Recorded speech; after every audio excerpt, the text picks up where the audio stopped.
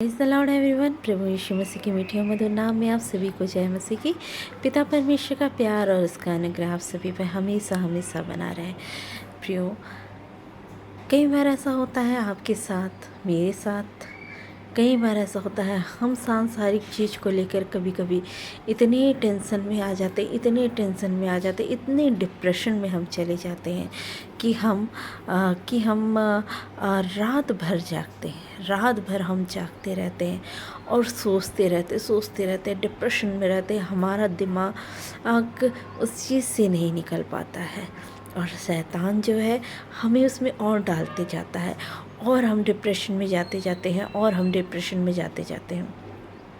आपको पता है, उस डिप्रेशन के समय भी हमारे सामने, जबकि हम उस समय शैतान को सुनते रहते हैं, उसकी बातों को सुनते रहते हैं, उसके बहकावे में आते रहते हैं, वो जो बोलता है उसे सुनकर हम वैसे ही सोचते जाते हैं और डिप्रेशन में जाते हैं। लेकिन आपको पता, उस समय भी हमारे साथ कौन रहता है? प्रभु यीशु मसीह हमारे साथ उस समय भी खड़े रहते हैं, अपने दूतों का पहरा हमारे चारों ओर रखे रहते हैं। पता है क्यों? इसलिए क्योंकि वो हमसे प्यार करते हैं और वो नहीं चाहते कि हम इस डिप्रेशन में आके अपने आप को कोई नुकसान पहुंचा दें। हम इस डिप्रेशन में आके अपने आप को कोई नुकसान पहुंचा दें या हमारा शरीर इस डिप्रेशन को ना सह पाए और हमारे साथ कुछ बुरा हो जाए। इसीलिए हम जब रात भर जागते हैं ना, तो हो सकता है जब आप रात भर जागते हो तो आपके पूरे परिवार के लोग, हमारे पूरे परिवार के लोग सोते रहते हैं, ठीक है। लेकिन उस समय प्रभु यीशु मसीह जो हमारा खुदा है ना, वो कभी सोता ना ऊँगता है। वो जानता है कि ये शैतान की बात सुन रहे हैं और डिप्रेशन में आ रहे, मेरे वचन को याद नहीं कर रहे, उसे स्मरण नहीं कर रहे, लेकिन फिर भी वो उस समय हमारे साथ रहते हैं, और हमें हर तकलीफ़ से निकालने के लिए खड़े रहते हैं और कोई अनहोनी ना हो जाए, इसके लिए वो अपने स्वर्गदूतों का पहरा देते हैं। मेरे प्रियो, मैं आप लोगों से बस ये कहना चाहती हूँ कि अभी वो दया का समय है, अभी वो अनुग्रह का समय है कि हम प्रभु यीशु मसीह को ग्रहण करें। वो हमारे पीछे, हमारे आगे पीछे, हमारे चारों ओर है।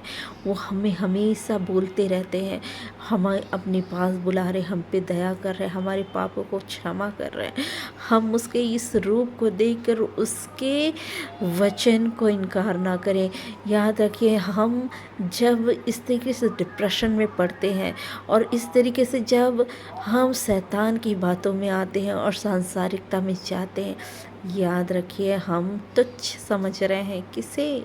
प्रभु यीशु मसीह को। परमेश्वर के जीवित वचन को हम तुच्छ मानते हैं, तुच्छ समझते हैं। हमें इससे निकलना है। याद रखिए, ये अभी वो समय है कि हम पर दया और अनुग्रह की जा रही है और हमें मौके पे मौका मिल रहा है।